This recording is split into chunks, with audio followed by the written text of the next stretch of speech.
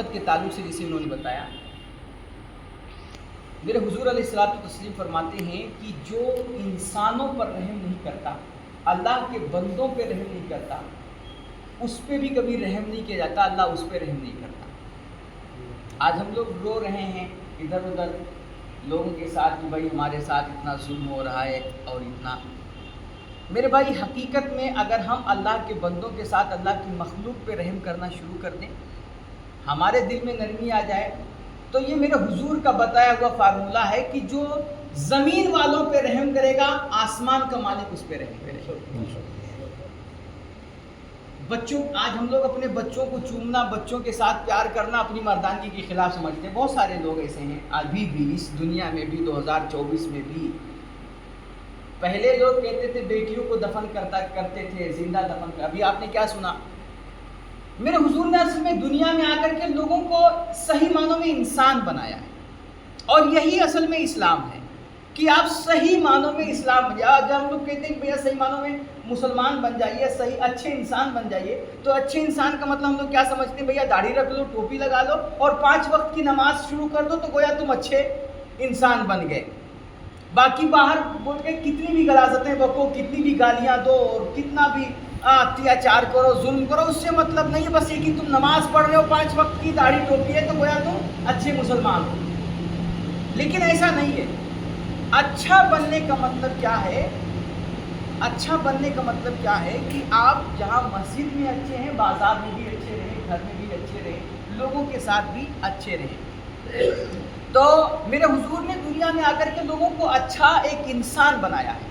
وہ عرب کے بدو جو اپنی بیٹیوں کو زندہ دفن کر دیتے تھے، اپنی بیٹیوں کو زندہ گاڑ دیتے تھے، میرے حضور نے فرمایا، اس دور میں لوگوں کی ایسی تعلیم دی، فرمایا کہ جو ایک بیٹی جس کے ہاں ہوگی، یا فرمایا کہ جس کے ہاں 3 بیٹیاں ہوں اور وہ ان کی اچھے سے پرورش کرے، ان کو پالے پوسے، ان کو تعلیم دے، تربیت دے، اور بڑی کر کے عزت کے ساتھ ان کے گھر رخصت کر دے، شادی کر دے، تو کل قیامت کے دن یہ بیٹیاں اس کے لیے جہنم سے آڑ بن جائیں گی۔ یعنی وہ بندہ کبھی جہنم میں نہیں جائے گا اگر 3 بیٹیوں کی اچھی سے اچھا مطلق میرے حضور نے بیٹیاں فرمایا نہیں کہ اپنی ہی بیٹی ہو۔ اگر آپ کے پاس بیٹی نہیں ہے تو آپ کسی بھی اپنے بھائی کے، اپنے رشتہ داروں میں سے کسی غریب کی بیٹی لے لیجئے، یا اپنے محلے پڑوس میں دیکھ لیجئے، کسی بھی مسلمان 3 بیٹیوں کی آپ پرورش کر دے رہے ہیں تو وہ بیٹیاں کل قیامت کے دن آپ کے لیے جہنم سے آگ بن جائیں گی۔ حضور نے فرمایا تم اپنے بچوں کے لیے کیسے کیسے کھلونے لاتے ہو اور کیسے کیسے ان کے دل بہلانے کے لیے، ان کی خواہشیں پوری کرنے کے لیے لیپ ٹاپ، موبائل، گاڑی، سب کچھ لا کر کے دیتے ہو، بہت سارے تحفے دیتے ہو، مگر میرے حضور فرماتے ہیں جو جتنی بھی چیزیں لا کر کے تم دے رہے ہو، یہ چیزیں ایک دن ٹوٹ جاتی ہیں، پھوٹ جاتی ہیں، خراب ہو جاتی ہیں، ٹھیک ہے اس سے تمہارا بچہ وقتی طور پر خوش ہو جائے گا، لیکن اگر چاہتے ہو اپنے بچوں کو سب سے بہترین تحفہ دینا، سب سے خوبصورت عطیہ، تو میرے حضور فرماتے ہیں ان کی اچھی تربیت کرو، ان کو اچھے اخلاق اور آداب سکھاؤ۔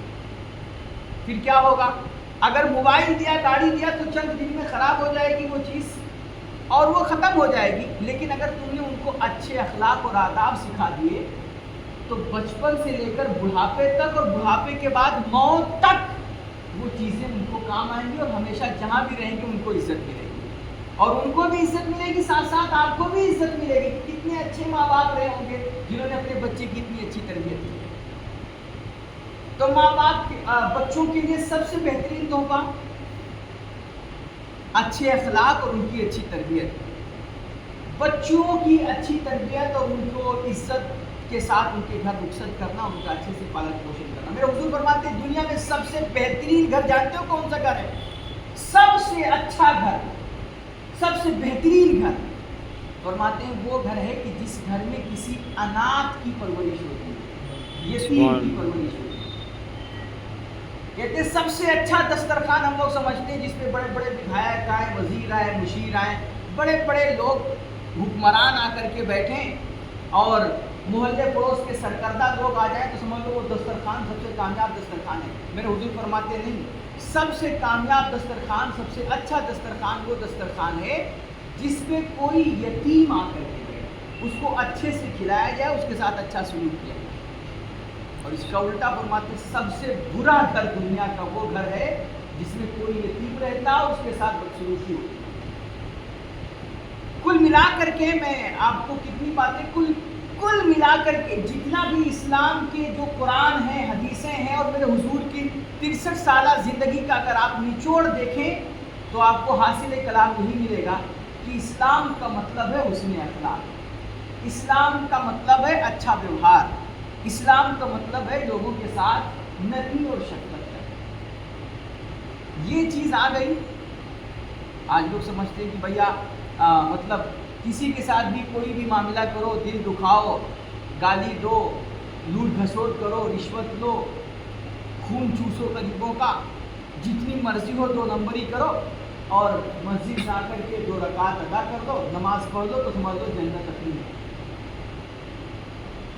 لیکن یاد رکھیے، جیسے مان لیجیے چاچا ہیں، چاچا اذان دیتے ہیں، ہم ظاہر میں ان کا ہاتھ چھوئیں، ان کی بڑی عزت کریں اور ان کو بڑا سمان دیں، لیکن ان کے گھر والوں کے ساتھ ہمارا معاملہ ٹھیک نہ ہو، یعنی ان کے بچے ملے تو ہم ان کو گالی دیں، ان کے گھر والوں کو ہم مارے پیٹے ستائیں، سب کچھ ان کے گھر والوں کے ساتھ جتنا برا کر سکتے ہیں کریں، مگر چاچا ہیں تو ہاتھ چھوئیں۔ تو یہ بتاؤ چاچا ہم سے خوش ہوں گے؟ کوئی خوش ہوگا؟ بتائیے۔ ہم لوگ کیا کرتے ہیں باقی زندگی میں اللہ کے بندوں کے ساتھ باہر، مسجد سے باہر، خود اپنے بیوی بچے بھائی بہن کے ساتھ کیا کیا کر رہے ہیں، ذرا سی بات پہ جھگڑا لڑائی، اور مطلب کبھی معاف نہیں کریں گے، کھانا نہیں کھائیں گے، اور کیا کیا کرتے ہیں، اور مسجد میں آ کر کے تو بڑا نمازی بن کر کے توبہ توبہ توبہ، سمجھیں اللہ ہمارا راضی ہو گیا۔ ہم چاچا کے ساتھ بہت اچھا معاملہ کریں، لیکن ان کے گھر والوں کے ساتھ، ان کے بچوں کے ساتھ ہمارے معاملات ٹھیک نہ ہو تو چاچا خوش نہیں ہو سکتے۔ میرے بھائی، یہ جو ساری مخلوق ہے نا، انسان جو ہے، یہ مخلوق اللہ کی حدیث پاک میں فرمایا گیا الخلق عیال اللہ، کہ یہ سب اللہ کے بندے ہیں، اللہ کی فیملی ہے۔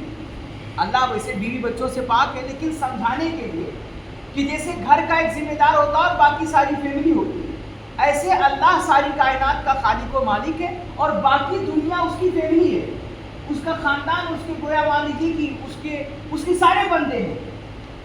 جس طرح ہم چاچا کے ساتھ کتنا بھی اچھا ویوہار کریں اور ان کے بچوں کے ساتھ اگر ہمارا معاملہ ٹھیک نہیں تو کبھی خوش نہیں ہو سکتے، اسی طرح اگر ہم اللہ مسجد میں آ کر کے اللہ کو کتنا بھی توبہ کریں، راضی کرنے کی کوشش کریں، روزہ کریں، نماز کریں، تلاوت قرآن کریں، جو بھی چاہے کر لیں، لیکن اگر اس کے بندوں کے ساتھ ہمارا معاملہ ٹھیک نہیں ہے تو پھر اللہ کبھی راضی نہیں ہو سکتا۔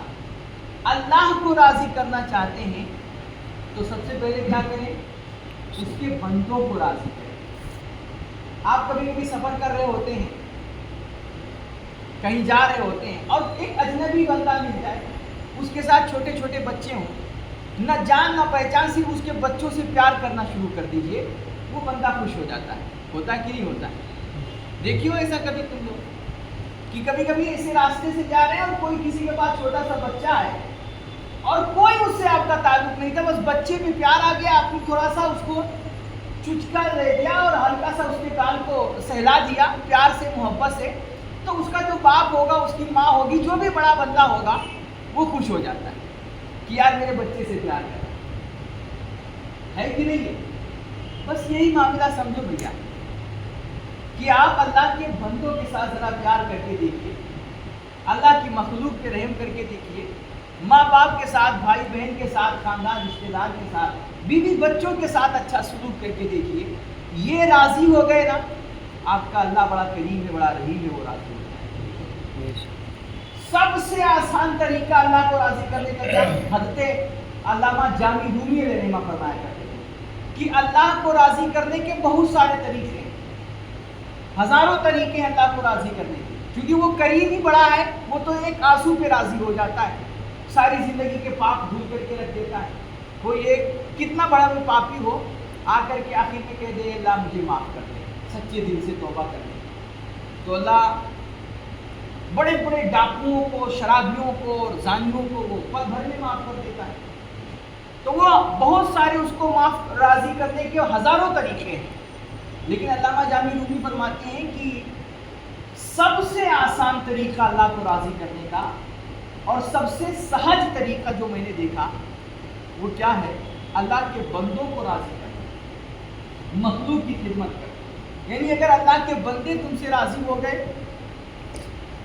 اللہ راضی ہے، اچھا سلوک کیجیے۔ آخری بات کہتے ہیں جنازہ جا رہا تھا کبھی، تو جنازہ دیکھ کر کے 2-3 لوگ بندے تھے، وہ کہنے لگے کہ یار بہت اچھا انسان تھا اور بڑا نیک آدمی تھا، ہر کسی کے دکھ سکھ میں کام آتا تھا، آج بیچارہ چلا گیا، اللہ اس کی مغفرت کرے۔ تو اس کی جنازے کو دیکھ کر کے لوگ تعریفیں کر رہے تھے، میرے نبی نے دیکھا تو فرمایا یقینی ہے، یقینی ہے۔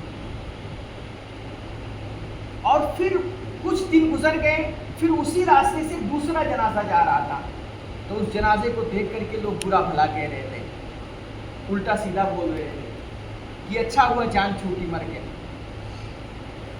تو میرے حضور نے فرمایا یقینی ہے، یقینی ہے۔ صحابہ کرام نے پوچھا بعد میں کہ یا رسول اللہ بہت پہلے ایک دن اسی راستے سے جنازہ گزرا تھا تو لوگ تعریفیں کر رہے تھے، تب بھی آپ نے فرمایا تھا یقینی ہے، یقینی ہے۔ آج ایک جنازہ دوبارہ گزرا تو لوگ اس کی برائی کہہ رہے تھے تو آپ نے فرمایا یقینی ہے، یقینی ہے۔ تو کیا مطلب سمجھے نہیں؟ تعریف کی تبھی یقینی فرمایا، برائی کر رہے تبھی آپ نے یقینی فرمایا۔ تو آپ نے فرمایا کہ جس جنازے کی لوگ تعریف کر رہے تھے اس کے لیے جنت یقینی ہے، اور جس جنازے کی لوگ برائی کر رہے تھے اس کے لیے جہنم یقینی ہے۔ گویا میرے حضور فرما رہے ہیں زبان خلق نقار خدا کی، کہتے ہیں نا وہ آپ کو بولتے ہیں 4 لوگ کیا کہیں گے، تو یہ جو 4 لوگ ہوتے ہیں نا، یہ 4 لوگوں کی جو زبان ہوتی ہے آپ کے تعلق سے، یہ دراصل اللہ کی طرف سے ہوتی ہے۔ اپنی حقیقت جاننا چاہتے ہیں کہ آپ کون ہیں تو آپ 4 لوگوں سے رائے لے کر کے دیکھ لیجئے۔ اگر آپ 4 کے بارے میں 4 لوگ اچھی باتیں بول رہے ہیں تو اس کا مطلب کہیں نہ کہیں آپ اچھے ہیں، لیکن اگر 4 لوگ آپ کے پیچھے برائی کر رہے ہیں تو اس کا مطلب آپ کو اپنے اخلاق سنوارنے چاہیے، کچھ اپنے اندر سدھار پیدا کرنا چاہیے۔ تو کل ملا کے میرے بھائی اسلام کا مطلب کیا ہے؟ اچھے ویوہار، اچھے اخلاق۔ آپ یہ اپنے اندر پیدا کر لیجئے، آپ اچھے مسلمان بن جائیں۔ اسلام کا مطلب اچھا کردار، اچھے سے۔ اللہ ہم سب کو عمل کی توفیق دے۔ السلام